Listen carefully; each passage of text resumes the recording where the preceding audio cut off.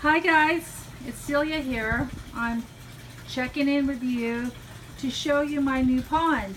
Some of you know that I have a koi pond and I changed over from a 300 gallon to 1,000 gallon, and that's what I'm going to show you.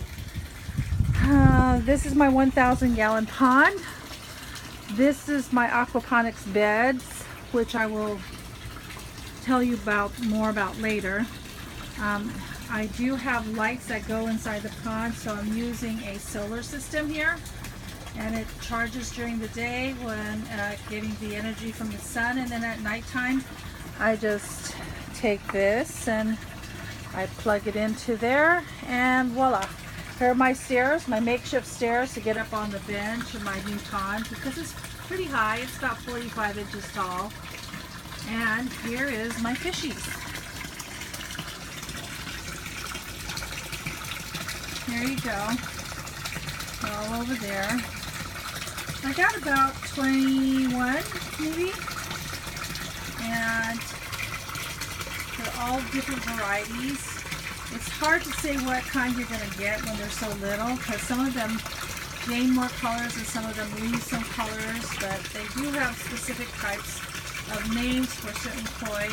When when koi gets at least 25 to 35 inches, I mean, they can cost anywhere between $10,000 to $15,000. Right now, I don't have high pedigree koi.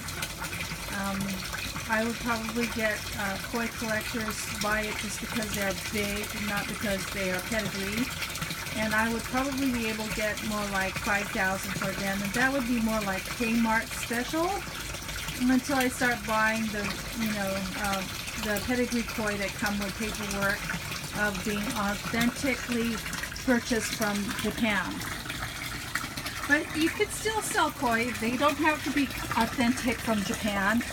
Every koi lover is different. Some of them buy just because of the color, and a lot of them don't want to spend the time to raise them to get them as big as their potential size. And so, like I said, they could be anywhere between 28 plus. Some koi get even up to 35, 38 inches, and it just depends on the breed. The koi I have here, I got them when they were the size of my pinky. Now I have koi that's about 14 inches long, and they were all the same size at one point, so they all grew different sizes. They usually swim around. Right now they're acting weird. I think they're camera shy. Anyway, I'll get back to them later. This is the size of the koi in there. Once they start getting big, I probably will fill up more water.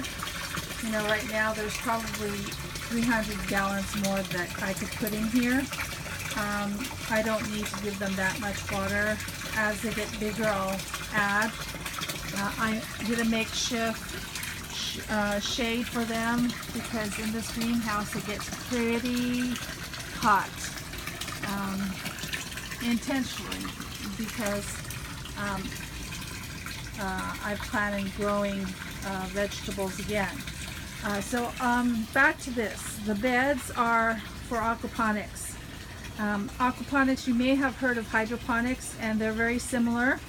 They are a soilless way of gardening, and as you can see, this is not soil, these are rocks.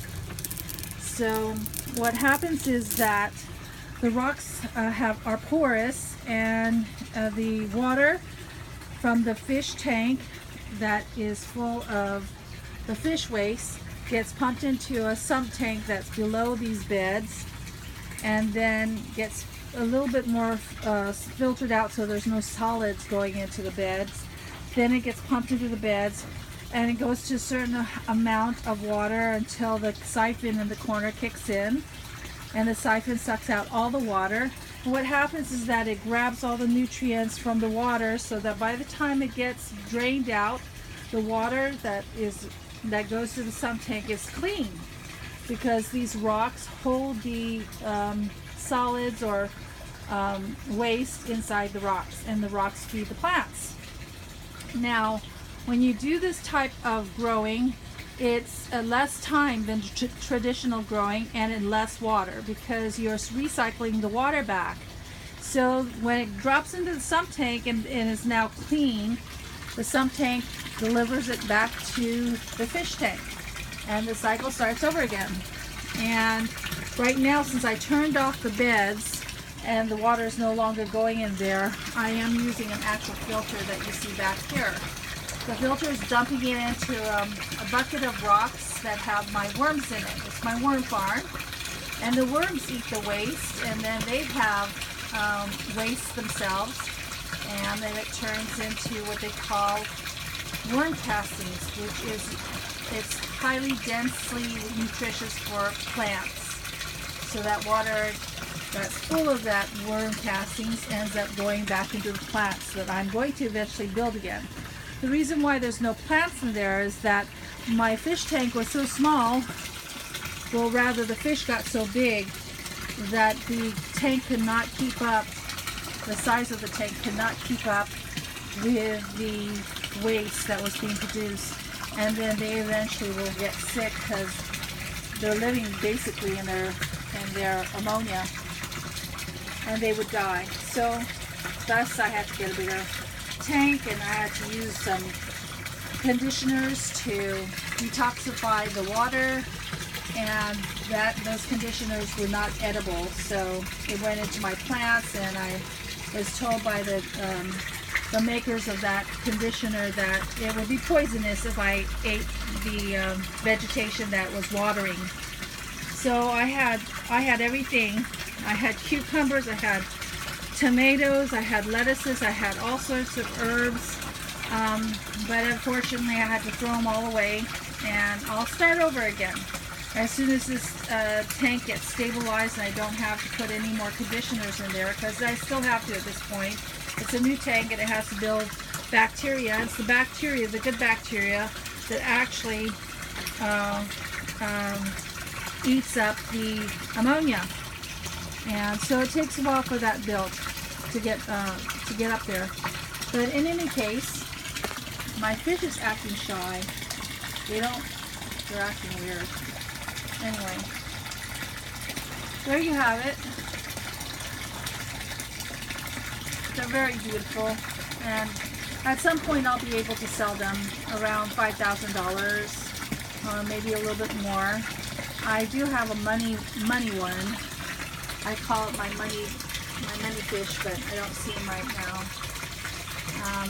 But anyway, you become a keeper of water instead of a keeper of fish when you start this hobby. And there you have it. Have a wonderful day, you guys.